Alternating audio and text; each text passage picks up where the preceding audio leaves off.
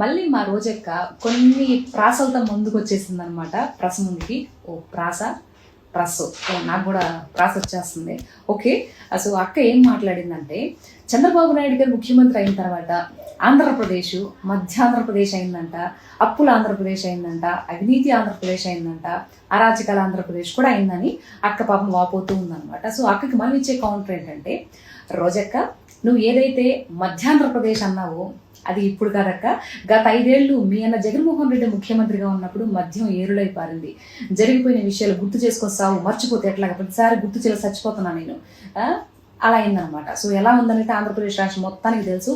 తర్వాత గంజాయిలో బెస్ట్ రాష్ట్రం ఏది గంజాయి సరఫరా అంటే ఆంధ్రప్రదేశే వచ్చింది. ద గ్రేట్ ముఖ్యమంత్రి జగన్మోహన్ రెడ్డి గారు అనే చూపిస్తుండే ఇప్పుడు అంతకుముందు గూగుల్లో.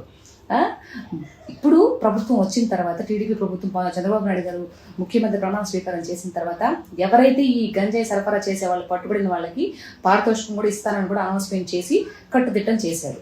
ఇప్పుడు నువ్వు ఇవన్నీ చెప్పకుండా ఏదో ఒక్క ముక్క 4 మాటలు చెప్పేసిపోతావు, అడిగిన డైరెక్టర్ రాజేసిండు అని చెప్పేసి అన్ని తెలుసుకొని మాట్లాడాను కదా.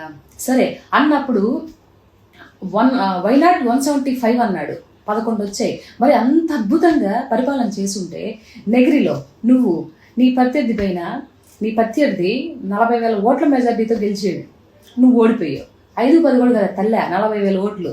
మరి నువ్వు అంత నెగిరిలో ఎరగబెట్టుంటే ఎట్లా ఓడిపోయి నువ్వు చెప్పా? ఎలా ఓడిపోయి నువ్వు? బాగా చేసుంటే నువ్వు. అదేమంటే ట్యాంపరింగ్ అంటావు, ఏవిఎంలు ట్యాంపరింగ్ చేసింది అందుకే ఓడిపోయి నువ్వు. 175 అన్నావు జగన్మోహన్ రెడ్డి గారు. పోనీ ఏదో 10 సీట్లు 20 సీట్లు ట్యాంపరింగ్ అంటే ఊకే వచ్చు. మరి 11 సీట్లు మిగతా నీ కాగెత్తుకుపోయిందా? ఏదైనా మాటలు మాట్లాడడానికి కూడా అసలు భలే వచ్చేస్తాయక మీకు. ఎక్కడి నుంచి పట్టుకుని వస్తారో ఏమో కదా. అసలు నువ్వు ఉన్నావే, నువ్వు ఎంత డేంజర్ అంటే పాకిస్తాన్ టెర్రరిస్టుల కన్నా డేంజర్ నువ్వు.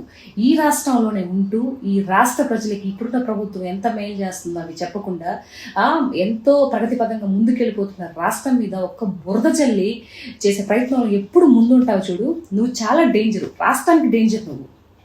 నీకు ఆ విషయం అర్థం కావట్లా. ఎందుకు ఇంత విష ప్రచారం చేస్తావు? నాకు అర్థం కాదు. హత్యలు అప్పుడు జరగలేదా?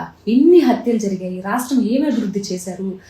మన రాష్ట్రానికి అసలు రాజధాని లేకుండా అసలుకి ఎంత నీచంగా పక్క రాష్ట్రాలు కూడా మాట్లాడుకుంటుంటే, మీ రాష్ట్రానికి రాజధాని లేదు ఏంటి అని అంటే 5 సంవత్సరాలు వేస్ట్ చేసి మళ్ళీ ఈరోజు ఎలా నోట్లో నుంచి మాటలు వస్తున్నాయి మాట్లాడడానికి? మీరు ఏదో పెద్ద అభివృద్ధి చేసి ఏదో పెద్ద స్వర్ణాంధ్రప్రదేశ్ చేసినట్టు ఎందుకు ఈ బిల్డప్లన్నీ? ఇలా మాట్లాడబాకు, ఉందతనంగా మాట్లాడు, ఉందతన రాజకీయాలు చేయి నువ్వు, సరేనా?